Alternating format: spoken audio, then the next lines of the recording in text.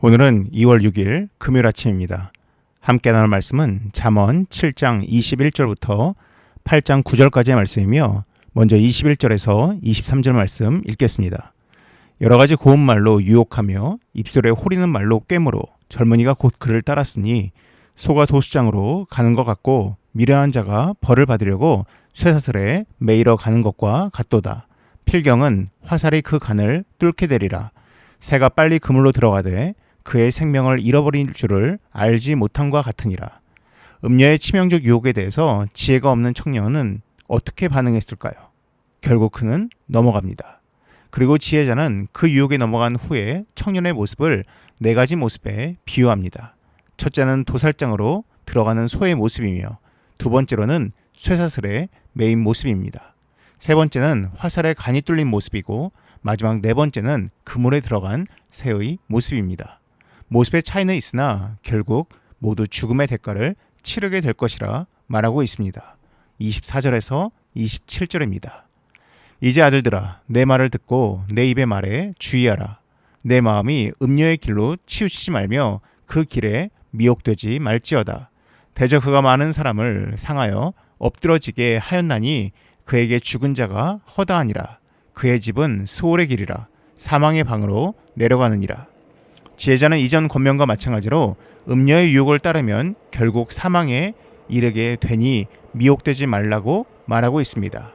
특별히 눈여겨볼 말씀은 27절의 그의 집은 스올의 길이란 표현입니다. 음녀는 청년을 유혹하면서 자신의 집을 이렇게 묘사한 적이 있습니다. 내 침상에는 유와 애굽의 무늬 있는 이불을 폈고 모략과 침향과 계피를 뿌렸노라. 굉장히 아름답고 비싼 물건으로 가득하며 좋은 향이 난다고 이야기했습니다. 하지만 지혜자는 그러한 화려한 집이 결국 스올, 즉 지옥과 같을 것이라 말하고 있습니다. 이로써 음녀에 대한 이야기는 마무리가 됩니다. 이제는 다시 지혜에 대해서 이야기를 하기 시작합니다. 8장 1절에서 4절입니다. 지혜가 부르지 아니하느냐, 명철이 소리를 높이지 아니하느냐.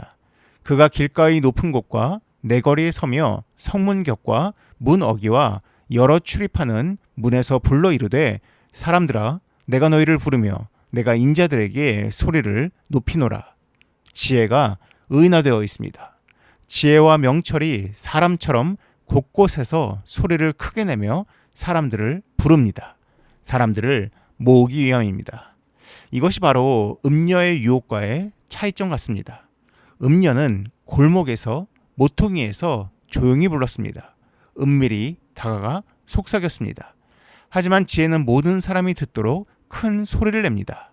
방식의 차이가 있습니다. 지혜자와 음녀의 차이는 방식의 차이에만 있지 않고 내용에도 차이가 있습니다. 5절에서 9절입니다. 어리석은 자들아 너희는 명철할지니라. 미련한 자들아 너희는 마음이 밝을지니라. 너희는 들을지어다. 내가 가장 선한 것을 말하리라. 내 입술을 열어 정직을 내리라. 내 입은 진리를 말하며 내 입술은 악을 미워하느니라.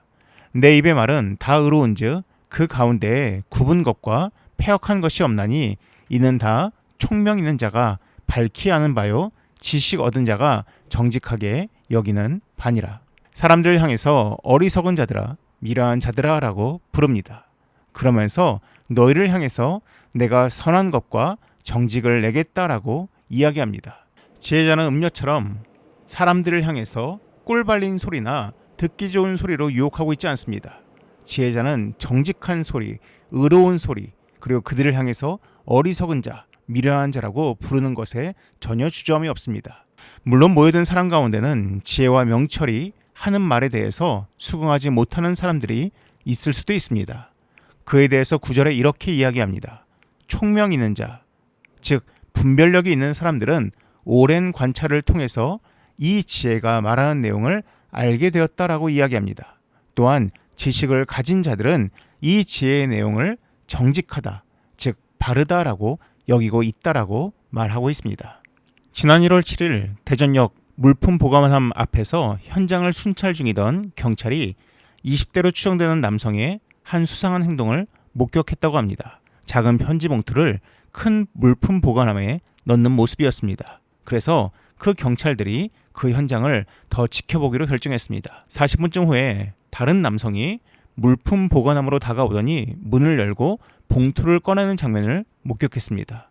경찰들이 곧바로 달려가 남성을 붙잡았는데 봉투에는 타인 명의의 체크카드 한 장이 들어있었으며 다른 사람 명의의 체크카드 3장을 더 소지하고 있는 것을 발견했다고 합니다. 알고 보니 이 남성은 보이스피싱 범죄 조직의 수금책이었습니다. 형사가 이 수금책을 조사하는 과정에서 대전역 물품 보관함에 봉투를 넣은 20대 한 남성을 비롯해 4명의 피해자가 보이스피싱 범죄 조직에 속아 스스로 모텔에 감금된 사실을 밝혔습니다. 피해자들은 전화를 통해서 수사기관이다. 당신이 범죄에 연루됐는데 시키는 대로 하지 않으면 구속된다. 그러니 즉시로 모텔로 가라는 그 말들을 다 듣고 지시에 따랐다고 합니다.